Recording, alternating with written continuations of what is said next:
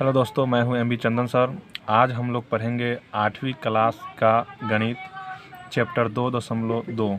ध्यान से देखिए क्वेश्चन क्या कह रहा है कि यदि किसी संख्या के आधे में से, हमको संख्या पता नहीं है, 1/4 घटाया जाए तो प्राप्त कितना हो रहा है हमको 1/8। तो संख्या ज्ञात कीजिए। सबसे पहले हमको पता नहीं कि संख्या कितना है, तो हम मानेंगे कि माना कि संख्या बराबर x और आधा कर रहा है, तो किसी भी चीज़ का आधा करते तो क्या करते हैं, बटा में 2 करते हैं। तो चलिए करके देखते हैं। हमने मान लिया कि माना की संख्या बराबर x। अब क्या करेंगे, हमको आधे में से कितना घटाना था 1/4, तो इसी में से घटाएंगे। लिखेंगे यहाँ प्रश्न से अब आधा हो रहा है तो इसका क्या होगा x/2। कितना घटाया जा रहा है 1/4, और हमको कितना प्राप्त हो रहा है, तो देखिए यहाँ से 1/8, तो यहाँ पे लिखेंगे 1/8।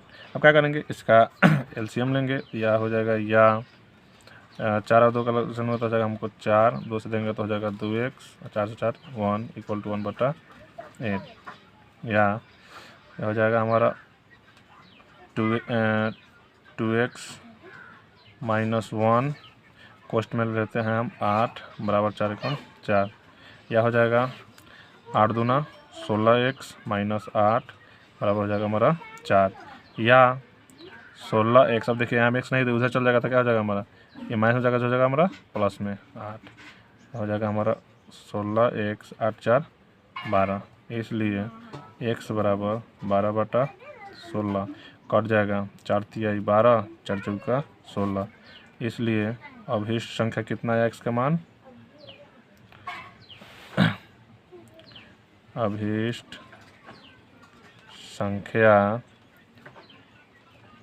3/4। यही हमारा क्या हुआ, संख्या हुआ।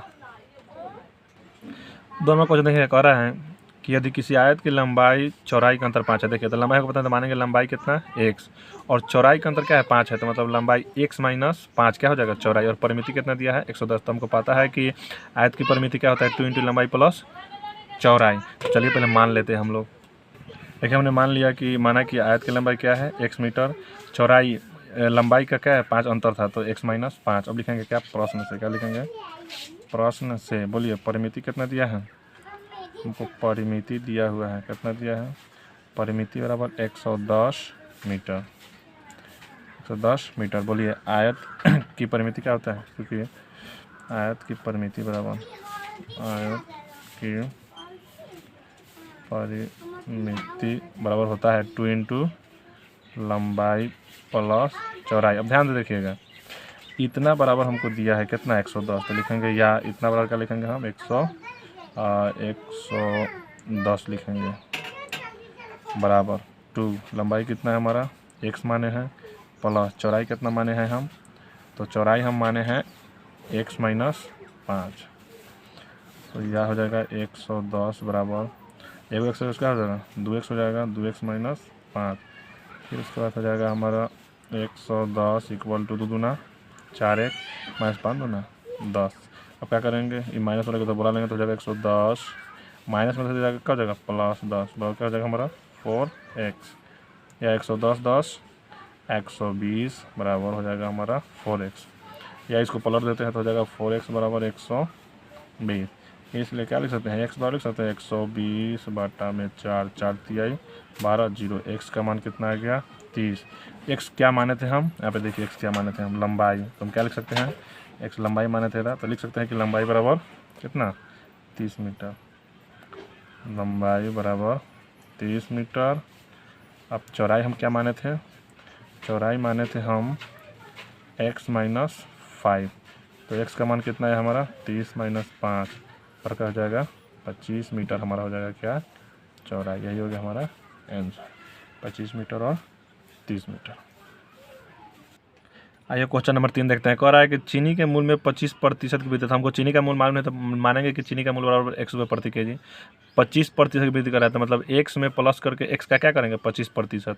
तो अब 1 किलोग्राम चीनी का मूल्य अगर 32 रुपया है, तो प्रारंभ में चीनी का मूल्य प्रति किलोग्राम क्या था, मतलब शुरुआत में चीनी का मूल्य हमको ज्ञात करना है क्या था। तो आइए मानते हैं कि माना कि चीनी का मूल्य बराबर x है, x का 25%। आइए मानते हैं, उसके बाद देखते हैं।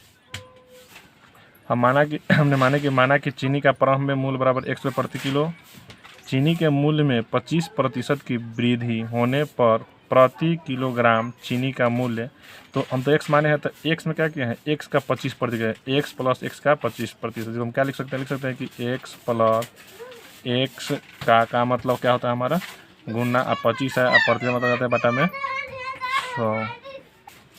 इसको कटा देंगे तो हो जाएगा 25 चौका 100, बराबर लिख सकते हैं कि x प्लस x मानेंगे तो x बटा में 4 रहता 4, इसका लघुत्तम लेंगे तो क्या हो जाएगा हमारा 4 हो जाएगा 4x प्लस x, तो क्या हो जाएगा हमारा 4 को x 5x बटा 4, 5x बटा 4। अब लिखेंगे प्रश्न से, क्या लिखेंगे प्रश्न से, हमको कुछ किताब में दिया हुआ था, ध्यान से आप देखिए प्रश्न से कि 32 रुपया दिया हुआ था, क्या दिया हुआ था कि चीनी का मूल्य 32 रुपये है, 1 किलो चीनी का मूल्य। तो लिखेंगे प्रश्न से क्या हो जाएगा हमारा 5x बटा 4 बराबर में 32, नीचे कुछ एक डाल देते हैं, तीसरा क्या करेंगे क्रॉस गुना करेंगे तो हो जाएगा 5x, 32 जगह 4 दूना 8 करती है 12, 128, इसलिए x बराबर हो जाएगा 128 बटा 5, 128 बटा 5, 5 जब भाग देंगे तो हमारा हो जाएगा 25 रुपया 60 पैसा। तो इसलिए लिख सकते हैं कि इसलिए प्रारंभ में चीनी का मूल्य बराबर, प्रारंभ में